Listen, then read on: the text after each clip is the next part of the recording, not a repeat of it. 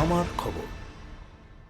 ফের সরকারি হাসপাতালের বিরুদ্ধে চিকিৎসায় গাফিলতির অভিযোগ উঠল। রোগীর মৃত্যুকে কেন্দ্র করে মঙ্গলবার বোলপুর মহকুমা হাসপাতাল চত্বরে উত্তেজনা ছড়ায়।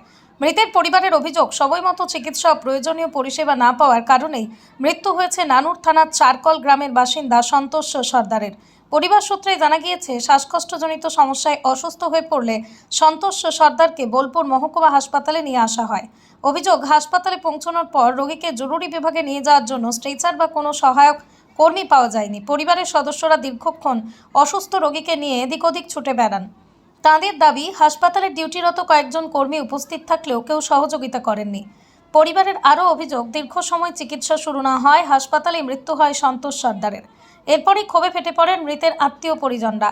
হাসপাতাল চত্বরে বিক্ষোভ শুরু হয়, উত্তেজনা ছড়িয়ে পড়ে। খবর পেয়ে ঘটনাস্থলে পৌঁছয় শান্তিনিকেতন থানার পুলিশ। পুলিশের হস্তক্ষেপে দীর্ঘক্ষণ পর পরিস্থিতি নিয়ন্ত্রণে আসে। মৃতের পরিবারের দাবি, যাঁদের গাফিলতির কারণে মৃত্যু হয়েছে তাঁদের বিরুদ্ধে কঠোর ব্যবস্থা নিতে হবে। উল্লেখ্য, চিকিৎসার গাফিলতির অভিযোগ সম্পূর্ণই মৃতের পরিবারের দাবি। হাসপাতাল কর্তৃপক্ষের বক্তব্য এখনো পাওয়া যায়নি। ছেলেদের দায়িত্ব কে নেবে? আমার একটা 12 বছরের ছেলে, একটা 14 বছরের ছেলে। কে নেবে আমার ছেলেদেরকে নিয়ে? যদি না নেয় আমাকে কে দেখবে? এবার দুটো ছেলে, আমার একটা ছেলে 7-এ পড়ে আর একটা 8-এ 9-এ।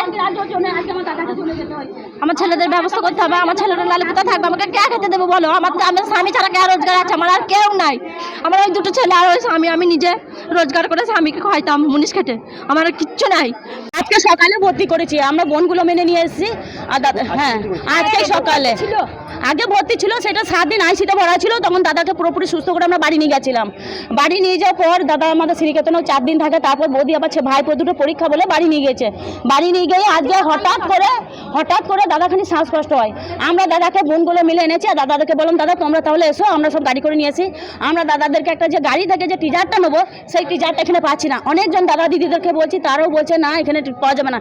একটা ডাক্তার দিদিমণি দেখলো, দিদিমণিটা ভালো, ডাক্তারদের আমরা দোষ দেবো না। ডাক্তারবাবু দেখলেন, সে বললো যে হ্যাঁ তোমরা ইমিডিয়েটলি তোমরা উপরে নিয়ে যাও। কিন্তু আমরা কি করে নিয়ে যাবো? সেই পেশেন্টটাকে তো আমরা খুলে করে নিয়ে যেতে পারবো না। সেই পেশেন্ট একবারও অবশ্যই ডাক্তাররা যদি দেখতো বা ওইখানে যদি নার্স দিদিরা নিয়ে যেত, যদি স্যালাইন দিত বা অক্সিজেন দিত, আমরা হাতে পায়ে ধরেছি সবারই, কেউ দিল না। আমার দাদাকে মিডিয়া দাদা শেষ করে দিল গো। আমার দাদাকে আমরা চাই শাস্তি হোক, আমরা চাই শাস্তি করার। যে ছেলেটা বলেছে সেই ছেলেটারও আমরা শাস্তি চাই। ও সমানে মুখ চাবুলি করে গেছে। আমাদের ওই ইয়েতে গেছি, ওই এসিতে, ওই এসির ইয়েতেও চোদ্দ আমাদের সঙ্গে মুখ কিস্তি করে করে গেছি লিফটে। না পুরোপুরি ভালো নয়। হাসপাতালে যদি ভালো থাকতো, আমার দাদা পুরোপুরি সুস্থ হয়ে যেত। আজকে হাসপাতাল ভালো নাই বলে আমার দাদাকে হঠাৎ করে মেরে দিল। আমরা চাইছি শাস্তি হোক, এখানকার স্টাফরা ভালো নয়।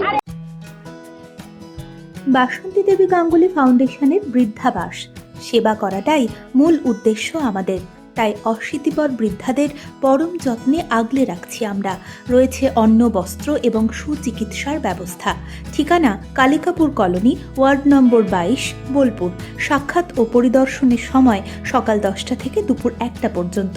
বিস্তারিত জানতে 7063472820 এই নম্বরে যোগাযোগ করুন।